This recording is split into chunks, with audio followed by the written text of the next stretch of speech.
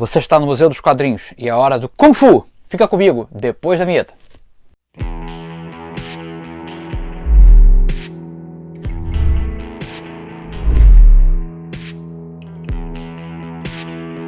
Fala aí, galera, tranquilo? Meu nome é Jorge, mas pode me chamar de Gico e você está no Museu dos Quadrinhos. Já sabe, o Museu dos Quadrinhos é o programa aqui do canal onde a gente vai mais a fundo nas obras comentadas. A gente sempre fala de quadrinhos mais antigos e agora a gente tem uma nova série de programas aqui também chamado Drops, onde são dicas rápidas e curtas, tanto de desenho quanto de leitura, tá bom? Mas vamos ao Museu dos Quadrinhos, isso sim, Museu dos Quadrinhos do mestre do Kung Fu, Shang-Chi, que a galera tava pedindo muito. Eu tava pensando aqui como apresentar essa obra aqui, porque Shang-Chi é um personagem muito querido no Brasil. Ele já foi publicado pela Ebal, foi publicado pela Block, foi um dos formatinhos da Block que mais durou, né? Ele durou muito mais outros super-heróis da Marvel publicados. Ele depois foi publicado pela editora Abril com grande sucesso em várias revistas e agora a Panini republicou nesse formato bacanudo aqui, que infelizmente eles deixaram de publicar, não vai ter mais essa coleção, né? Então o que eu fiz? Eu vou comentar um pouquinho de cada uma dessas fases e vou comentar algumas histórias aqui do encadernado. Lembrando também que eu vou deixar o link aqui na descrição do vídeo para quem quiser pegar esses encadernados que tá com um precinho, ó, chuchuzinho lá na Amazon. Então se você gosta de essas histórias de ação, com desenhos de ação muito legais, Mestre Kung Fu pode ser o quadrinho para você. Mas vamos, antes de falar dessa obra aqui, vamos falar da criação do personagem e como foi a publicação dele no Brasil de modo geral. Shang-Chi foi criado na revista Special Marvel Edition número 15 e os criadores foram Jim Starlin, esse cara mesmo aí das sagas cósmicas. Nessa época ele estava mais focado aí em meditação transcendental, alguma coisa assim. E o Steve Englehart, eles foram os primeiros, vamos dizer assim, autores da saga do Shang-Chi. E na época tinha um seriado de televisão, quem é um pouquinho mais velho vai lembrar, chamava Kung Fu. E trazia as histórias de um monge, né, de um lutador de Kung Fu, monge, alguma coisa assim, no Velho Oeste. E era interpretado pelo David Carradine. Esse seriado passava na Globo, eu lembro vagamente, eu não gostava muito não, achava ele meio lento. Então o Jim Starlin e o Steve Englehart tiveram a ideia de fazer a adaptação dessa série para TV, porque eles adoravam a série de TV. E aí deu um probleminha, porque a série era produzida pela Warner, que era justamente o braço rival da Marvel lá, a Warner, que era proprietária da DC Comics. Então não deu certo. Aí eles pensaram assim, bom, já que não deu certo adaptar essa série que a gente gosta tanto, vamos criar uma série própria, né, que trate desse tema Kung Fu. E aí eles lá fizeram um brainstorming e chegaram a esse personagem Shang-Chi, que quer dizer Ascensão do Espírito, de acordo lá com umas traduções meio doidas que eles fizeram na época. Eu não falo mandarim, mas vou confiar aí no que a Marvel disse, que seria Ascensão e Elevação do Espírito. A história do Shang-Chi é o seguinte, ele é o filho do Fu Manchu. Fu Manchu, que não é um personagem original da Marvel, não sei se vocês sabem, ele é um personagem licenciado. A Marvel licenciou quando estava prestes a lançar a série do Shang-Chi, eles licenciaram o Fu Manchu, que era um vilão publicado nas revistas Pulp, do autor Sax Homer. Ele foi inclusive também personagem de uma série de livros. O problema do Fu Manchu é que ele trazia uma visão um tanto estereotipada do chinês, aquele chinês vilanesco com aquele bigode fininho. A Marvel deu uma vacilada aí e continua insistindo nessa vacilada ao pintar os personagens, tanto o Shang-Chi quanto o próprio Fu Manchu, eles usam tons de amarelo. O Fu Manchu, como vocês vão vendo nas imagens aí, um amarelo mais pálido, e o Shang-Chi um amarelo meio alaranjado. Coisa que a editora Abril e a própria Block não faziam. Os quadrinhos eram coloridos aqui no Brasil e eles coloriam os personagens com cor de pele comum, né? Porque não existe esse tom de pele aí que eles usam para interpretar o personagem. Além disso, o Fu Manchu trazia toda essa carga negativa com que os ocidentais então olhavam os orientais da época. Lembrando que Fu Manchu é um personagem da década de 30. Mas aí, quando eles quiseram trazer essa série nova do Shang-Chi, Lembrando que Shang-Chi foi criado na década de 70 e na década de 70 os filmes de Kung Fu estavam muito em alta nos Estados Unidos. Tinham muitos filmes passando assim, em cinemas de rua e Bruce Lee estava em ascensão, né? Era um astro em ascensão. Enfim, aquelas coreografias de luta muito bacanas. Aliás, eu gosto muito dos filmes do Bruce Lee, né? O cara, além de ser muito carismático, é um excelente lutador, né? Dizem até que era um super-humano, infelizmente morreu jovem. Mas aí todo esse caldeirão efervescente aí de temas relacionados à cultura oriental e o próprio artes marciais levaram, então, culminaram a criação da série do Shang-Chi, e o Fu Manchu, usado então por licenciamento, passa a ser personagem, o vilão, o grande vilão da série, e na série Shang-Chi é filho de Fu Manchu. Hoje a Marvel já não tem a licença de uso do Fu Manchu, então para o filme vindouro aí do Shang-Chi, que estava programado para 2021, não sei como é que vai ficar aí em relação à pandemia, as gravações dos filmes foram todas paralisadas. No filme Fu Manchu não vai ser usado. O Shang-Chi do filme ele vai ser o vilão, né? Não sei se vai ser filho ou não, mas o vilão do filme vai ser o Mandarim, que é personagem sim, esse sim, criado pela Marvel. Agora vamos, antes de entrar nas histórias, vamos falar da publicação do Shang-Chi. Shang-Chi começou a ser publicado aqui logo após a publicação nos Estados Unidos, numa revista em preto e branco da editora Ebal. Essa, infelizmente, eu não tenho nenhuma para trazer para vocês, mas eu trouxe as capinhas aqui para vocês darem uma olhada. Olha cada capa muito linda, né, cara? Capas pintadas aí, tem até, eu percebi, tem desenho do Neil Adams. E essas capas vieram de uma segunda publicação dos Estados Unidos que chama Deadly Hands of Kung Fu, essas revistas que estão aqui. E eu fiquei babando que eu também não tenho nenhuma dessas aí para folhear. Você vê que tem a arte de Hud Nebris, tem muita coisa legal. E essa revista veio, né, na esteira da revista em formato americano. Ela era em formato magazine, tipo o Conan, né, Espada Selvagem do Conan.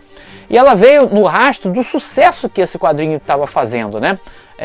Então publicava histórias não só do Shang-Chi, mas também do Punho de Ferro, o Tigre Branco, outros personagens relacionados ao universo de Kung Fu da editora Marvel. E infelizmente esses eu não tenho nada para mostrar para vocês. Mas o que eu tenho para mostrar para vocês são esses formatinhos aqui da Block. E esse aqui eu ganhei do meu pai. Ele tá até com a capa que eu fiz depois. Eu não sei se já comentei com vocês que quando as capinhas rasgavam ou eu recortava para brincar, depois eu consegui imprimir algumas. Eu tirei lá do site Guia dos Quadrinhos. Aliás, que site, hein, galera? Se vocês amam quadrinhos e gostam de pesquisar como eu, entra no Guia dos Quadrinhos, vocês vão perder horas lá dentro. Muito bacana. Aí eu baixei essas capinhas e imprimi, né? Para não ficar sem capa de vez, eu prefiro assim. E eu tenho umas aqui sem capa ainda, ó. E tenho algumas com capa, né? Originais. Aqui tá até com brilho legal ainda. E você vê que foi uma publicação, essa aqui é a número 31, eu não sei até quando foi direitinho exatamente, mas foi uma publicação bem longeva na Block. E assim que a Block perde os direitos da Marvel, aí Shang-Chi vem para nossa saudosa editora Abril. Shang-Chi começa a ser publicado na Heróis da TV, número 1, é o primeiro personagem, né? Um dos primeiros personagens da Marvel a editora Abril publicar, mas estranhamente a história que é publicada aqui é a segunda história dele, que tá aqui, ó. Eu vou abrir devagarzinho que é a revista velhinha, né? Ó, tá aqui essa segunda história do Shang-Chi, foi publicada em Heróis da TV número 1. A origem do Shang-Chi, a primeira história do Shang-Chi, na verdade foi publicada depois em Capitão América número 7. Na verdade, então, 6 meses após a publicação da Heróis da TV número 1, já que Capitão América e Heróis da TV foram publicadas juntas, né? Aqui então, em Capitão América número 7, está a origem de Shang-Chi, essa sim então publicada na primeira revista, aquela Special, né? Marvel Special que eu falei, número 15. Então depois, a número 2 de Heróis da TV, a gente já vai ter uma história do Shang-Chi lá na frente. Então a editora Abril deu uma pulada assim nas histórias violentas. Eu já vou mostrar para vocês aqui qual é a história.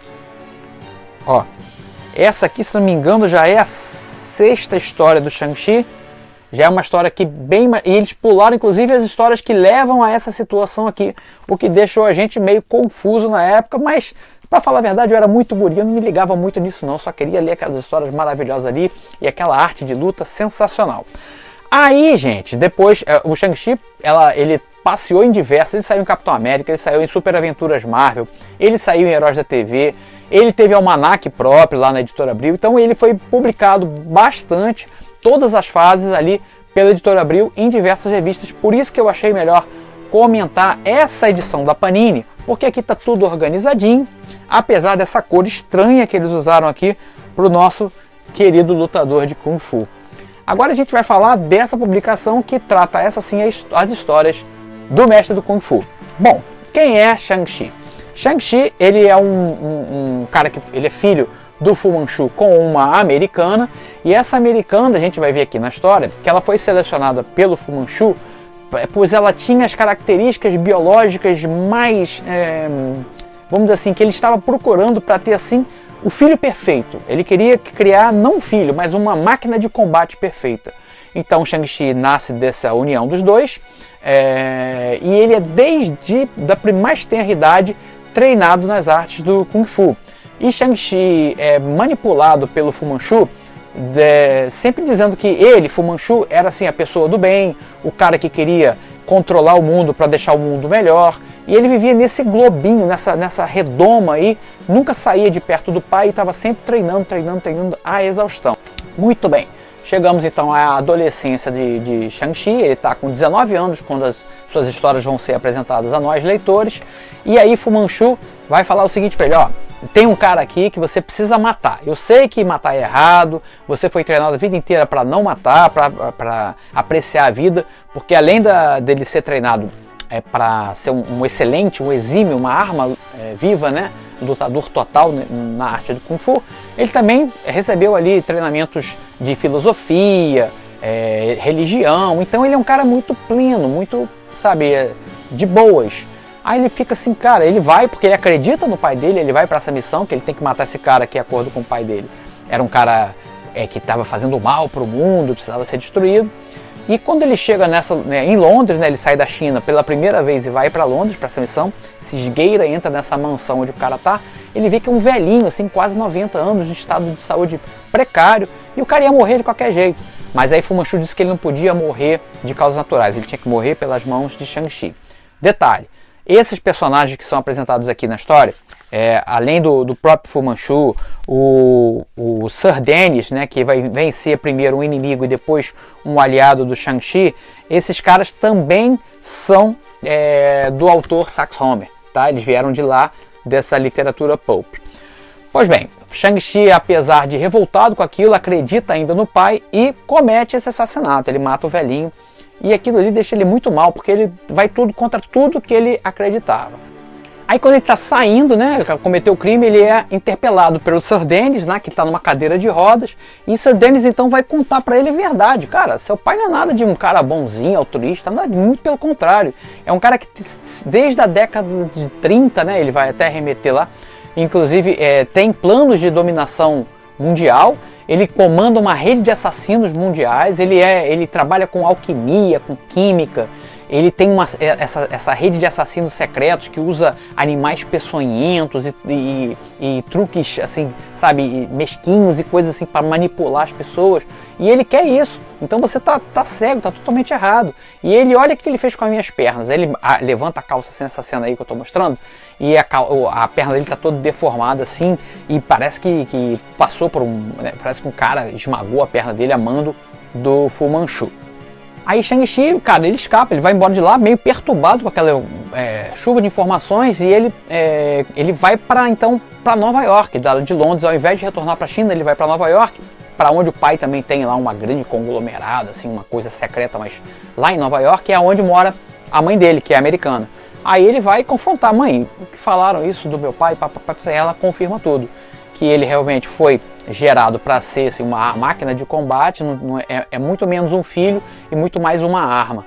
E aí lá naquele compound todo lá, naquele prédio que tem um monte de coisas secretas, laboratórios, aí Shang-Chi vai ver e chega à conclusão que isso é verdade, que ele foi enganado esse tempo inteiro. E aí ele se revolta contra o pai, né? Aí tem umas cenas de luta lá contra uns caras, um sumô, um monte de gente lá que tá querendo impedir ele. Tem uma das experiências do Fu Manchu, que é um gorila manipulado também, ele luta contra esse gorila, até chegar o pai, e eles não chegam a lutar, o pai e o filho, Mas aí diante ele falou assim, ó, você me enganou a minha vida inteira e eu tô indo embora aqui dessa casa agora e a próxima vez que a gente se encontrar vai ser como inimigos. Tanto ele que o Fu Manchu também fala, a próxima vez que eu te ver, eu não quero mais papo com você, agora o pau vai comer na casa de Noga. E assim termina a primeira edição. A segunda edição começa aqui com Shang-Chi acampando no Central Park, olha que coisa meiga, né? E aí já ele vai... Uma parênteses antes de eu continuar a história. As histórias deveriam ter um apelo mais, digamos, filosófico, porque era mais ou menos essa pega que tinha lá o seriado do Kung Fu da TV, que o Jim e o Steven Garratos gostavam tanto. Mas aí o Stan Lee, quando aprovou, né, a série para ser publicado, ele diz a lenda, se eu apurei naquele livro, A História Secreta da Marvel, que ele estava no elevador e tinha dois caras falando, pô, no elevador, você viu, cara, esses filmes de Kung Fu que tá passando na rua tal, pô, é porrada o tempo inteiro, né? É só ação, tarará. Aí o Stan Lee quieto lá, né? Aí saiu do elevador, chegou no escritório da Marvel e falou assim, ó, o negócio é o seguinte, essa série do Kung Fu aí tem que ser ação o tempo inteiro, hein? Porrada o tempo inteiro. E o Jim Starlin não queria isso, né? Além disso, ele ficou, amigos deles que conheciam o Fu Manchu, todo o aspecto racista que o personagem tinha, falaram pra ele, cara, olha, isso aí tá errado, você tá se mexendo com coisa que não deveria, não acha melhor você... Aí o que acontece? Jim Starlin fica só 3 edições de Mestre do Kung Fu, e depois entra Paul Gulacy. Cara, que Paul Gulacy ele vai melhorando num nível, e ele vai trazendo o Shang-Chi, tanto o corte de cabelo muda, cabelo mais curtinho, que antes ele tinha um cabelo mais assim, né? Tipo, sei lá, Príncipe Danilo. E ele vai trazendo o cabelo mais curtinho, ele vai ficando cada vez mais parecido com Bruce Lee, a expressão dele. Muito bom, cara. É uma série que depois, e ele também vai ganhando contornos mais, digamos, de espionagem. Cara, que série maneira, eu gostava muito de ler isso. Vamos voltar pra cá. A segunda edição, Shang-Chi tá lá, como eu falei, acampando no Central Park. E aí as pessoas começam a ter uma gangue de motoqueiros, começam a implicar com ele. E aí, amigo, é cena de ação, é pancada mesmo. Pô, pra todo lado, chute, karatê, tchum, bum. É uma porrada feia mesmo. Nessa história, a gente vai ver um irmão de criação, vamos dizer assim, do Shang-Chi, que é mandado para lutar contra ele lá em Nova York. Ele tá lá perambulando pelas ruas, né? Ele tá mais ou menos vivendo como um indigente. Mas, cara, ele é tão de boas que ele fica lá, sabe, meditando. E aí esse cara chamado Meia-Noite, e essa é a história que foi publicada lá em Heróis da TV número 1, eu achei o visual desse personagem na época muito maneiro. Esse garoto era um garoto africano que o Fu Manchu mata a vila inteira dele e esse garoto sobrevive. Aí ele pega o garoto, que o garoto é carregado de ódio. Ele diz assim, o ódio é uma ótima barra para se moldar. E aí o garoto recebe todo o treinamento que o Shang-Chi recebe, ele também. Acabam se tornando irmãos e meio que rivais. E aí ele é denominado para luta lá, para pegar e detonar o Shang-Chi lá em Nova York. Cara, eu achei muito bom o visual, as cenas de luta são muito legais e acho bacana o jeito que o Jim Starlin faz para desenhar uniforme preto. Ele faz tudo em preto, não tem nenhum traço interno, isso é muito bom.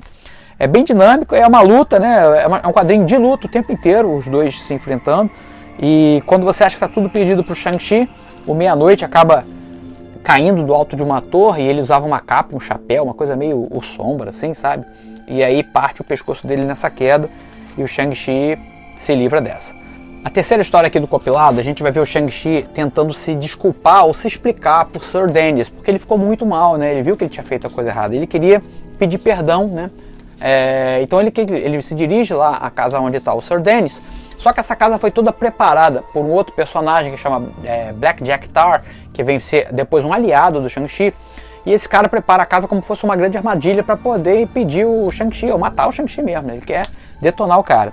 E aí, essa história vai tratar disso, o Shang-Chi invadindo essa mansão para poder conversar com o Sr. Dennis, e aí ela tá toda preparada para detonar ele, com várias armadilhas, né?